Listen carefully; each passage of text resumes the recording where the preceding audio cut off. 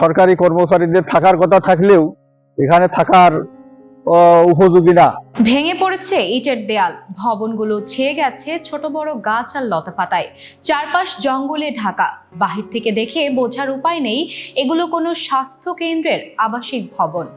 এমন অবস্থা ঝিনাইদহ সদরের পদ্মাকর এবং সাধুহাটি ইউনিয়ন স্বাস্থ্য ও পরিবার কল্যাণ কেন্দ্রের। ঝিনাইদহ থেকে এম বুরহান উদ্দিনের পাঠানো প্রতিবেদনে বিস্তারিত। ঝিনাইদহ সদর উপজেলা পরিবার পরিকল্পনা বিভাগের আওতাধীন 15টি ইউনিয়ন স্বাস্থ্য কেন্দ্রের আবাসিক ভবনের বেহাল অবস্থা। এছাড়া জেলা সদর হাসপাতালের 8টি আবাসিক ভবনের মধ্যে সিনিয়র কনসালটেন্ট, 3য় শ্রেণীর কর্মচারীর বাসভবন ও 4র্থ শ্রেণীর কর্মচারীর বাসভবন দীর্ঘদিন ব্যবহার না করায় ময়লা আবর্জনার স্তূপ জমেছে ভবনগুলিতে। চুরি হচ্ছে জানালা দরজা, ভাঙ্গাচোরা ভবনে বসছে মাদকের আড্ডা, যেন দেখার কেউ নাই। হাসপাতালে 8টি আবাসিক ভবনে 26টি পরিবারের থাকার ব্যবস্থা রয়েছে, কিন্তু বসবাস করেন মাত্র 11টি পরিবার। সাধুহাটি স্বাস্থ্যকেন্দ্রের আবাসিক ভবনে 28 বছরও থাকেননি দায়িত্বরত কেউ। সেখানে তৎকালীন উপসহকারী কমিউনিটি মেডিকেল অফিসার ও গ্রামের লোকজন একজন ইমামকে থাকতে দেন। 8 বছর আগে সেখানে আরও একজন বসবাস শুরু করেন। অপরদিকে পদ্মাকর কেন্দ্রের আবাসিক ভবনে 20 বছর কেউ থাকেন না। এর চারপাশ ছেয়ে গেছে জঙ্গলে, জানালা ভেঙে পড়ছে, ভেতরে জমেছে পোকামাকড়ের বিষ্ঠা। আসে অনেক খোঁজ খবর নেয়, মানে অনেকে সাংবাদিকরা আপনার ছবি টবি তুলে নিয়ে যায়, অফিসাররা আসে, আসার পরে ছবি টবি নিয়ে যায় আমাদের কাছে জিজ্ঞেস করে, করার পরে আমরা যেটা সত্য সেটা তুলে ধরি, সেটা বলি। বলার পরে আমরা তো জানি যে মানে এই কাজ কিছুদিনের মধ্যে শুরু হয়ে যাবে, আমাদের বলে আপনারা চলে যান বা আমরা কাজ মাস শুরু করবে। করতে করতে ধরেন 28-30 বছর হয়ে যাচ্ছে, এই পর্যন্ত বিল্ডিং এর এই অবস্থা। এই 17-18 বছর হবে আমরা এই অবস্থায় এসে ভাঙ্গাচোরা দেখেছি, পায়খানা প্রস্রাব প্রত্যেক জায়গায় কিছু ছিল না, জানাশোনা লাগাই নিয়েছি। কমিটির লোকজন আমাকে জায়গায় জায়গা দিয়েছে। না থাকার মানে পরিবেশ না, কিন্তু একটু থাকতে হচ্ছে কষ্ট করে।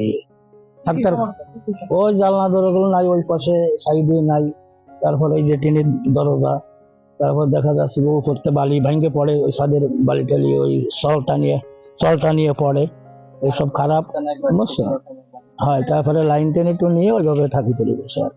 ধরো আমি গর্ভ অবস্থায় ছিলাম, আমার কোনো সেরকম শান্তি ছিল না। আমি এখানে এসে উঠেছি, বাথরুম টাথরুম ছিল, বিলেট মিলেট মানে যেন আবর্জনা নোংরা ছিল, সব চোয়া সাফ করে আমরা এখানে রয়েছি। তখন গর্ভ দেয়াল মেয়াল ছিল না, সেখানে পাঁচিল মাছিল ছিল না। আমাদের এই কেন্দ্রের যে সরকারি বাসভবন, এই বাসভবনটা একদম পতিত অবস্থায় পড়ে আছে। এখানে লোকজন বসবাস করার যোগ্য নাই, জানলা দরজা ভাঙা, ছাদ দিয়ে পানি পড়ে, যার কারণের জন্য এখানে সরকারি কর্মচারীদের থাকার কথা থাকলেও এখানে থাকার উপযোগী না। এখানে স্বাস্থ্যের মান উন্নত করতে হলে এই বিল্ডিং ভেঙে এখানে 2 তলা ভবন হওয়া অতি প্রয়োজন।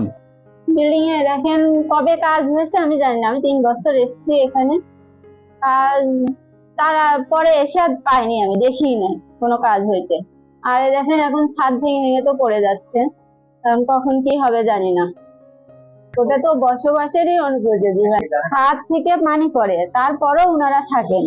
ঝিনাইদহ সদরের 17টি ইউনিয়নেই স্বাস্থ্যকেন্দ্র রয়েছে। প্রতিটি কেন্দ্রে দায়িত্বরত পরিবার কল্যাণ পরিদর্শিকা ও উপসহকারী কমিউনিটি মেডিকেল অফিসারের জন্য আবাসিক ভবনে থাকা বাধ্যতামূলক। ভাড়া বাবদ তাদের বেতন থেকে প্রতি মাসে 500 টাকা করে কাটা হয়। শুধু সাগান্না, মহারাজপুর, মধুহাটি ইউনিয়নে দায়িত্বরতরা বসবাস করেন। হলিধানি, সুরাট, নলদাঙ্গা ও ফুরসুন্দি কেন্দ্র সংস্কার করা হয়েছে। বাকি অধিকাংশ ভবনগুলো বিষধর সাপের নিরাপদ আশ্রয়স্থলে পরিণত হয়েছে। প্রকৌশলকে আমরা জানাইছি, আমাদের তো একটা ইঞ্জিনিয়ারিং ডিপার্টমেন্ট মিনিস্ট্রির স্বাস্থ্য প্রকৌশল অধিদপ্তর, সেখানে আমাদের কেন্দ্রগুলো কোথাকার মানে কোন কেন্দ্রের কি অবস্থা, কোথায় মেরামত লাগবে, কোথায় প্রাচীর লাগবে, এই বিষয়গুলো আমরা ওদেরকে জানাই, আমরা অধিদপ্তরকেও জানাচ্ছি। আমরা স্বাস্থ্য প্রকৌশলের সঙ্গে যোগাযোগ করছি। আসলে আমাদের তো অনেকগুলো প্রতিষ্ঠান, এখানে 59টা প্রতিষ্ঠান। আসলে যেমন এই বছরে আমাদের 7টা প্রতিষ্ঠানের মেরামত কাজ হয়েছে, সদরের 4টা প্রতিষ্ঠানের কোয়ার্টার মেরামত হয়েছে, মানে ক্লিনিক সহ। তো যেগুলা মেরামত হয়েছে সেগুলাতে ওখানকার যারা দায়িত্বশীল তাদেরকে থাকার জন্য আমরা বলতেছি, এবং আমরা 2-1 দিনের মধ্যে তাদেরকে চিঠি করে দিব ওখানে থাকে। তারপরে আর এইভাবে মানে পর্যায়ক্রমে এটা মেরামত হচ্ছে।